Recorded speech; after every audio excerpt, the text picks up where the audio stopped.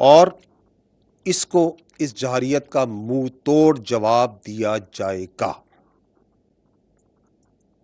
معصوم اور نہتے لوگوں کو جو نشانہ بنایا گیا ہے اس کی تفصیلات سے اس وقت میں آپ کو آگاہ کرنا چاہتا ہوں۔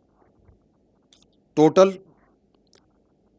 6 جگہ پہ پاکستان میں 24 امپیکٹس ہوئے ہیں بھارت کی طرف سے۔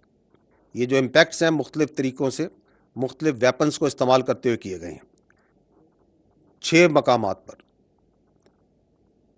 ان 6 مقامات پر یہ جو 24 امپیکٹ ہوئے، جو حملے ہوئے، اس میں 8 پاکستانی شہید ہوئے، 35 انجرڈ ہیں، زخمی ہیں، اور 2 مسنگ ہیں۔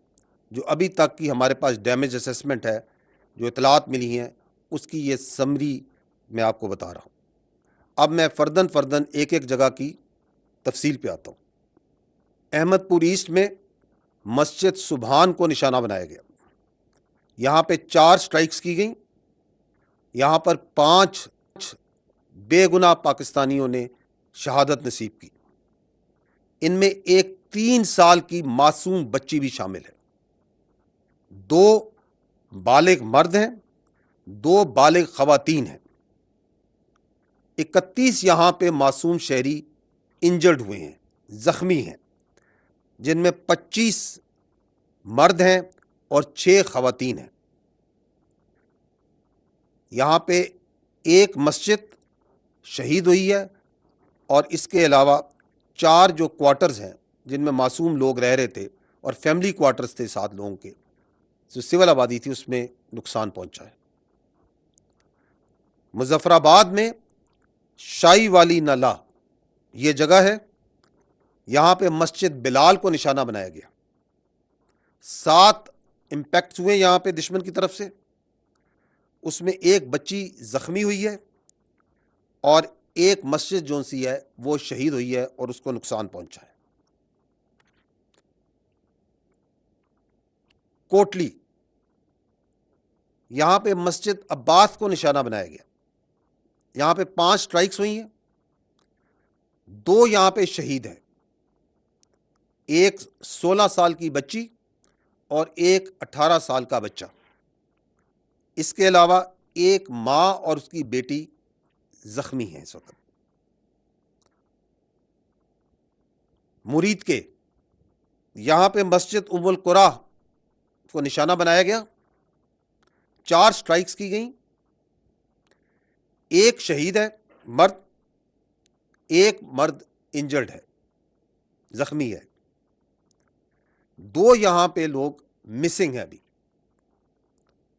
مسجد جو سی ہے وہ شہید کی گئی ہے، اور ارد گرد کی آبادی میں جو کوارٹرز ہیں غریب لوگوں کے، ان کو نقصان پہنچا ہے۔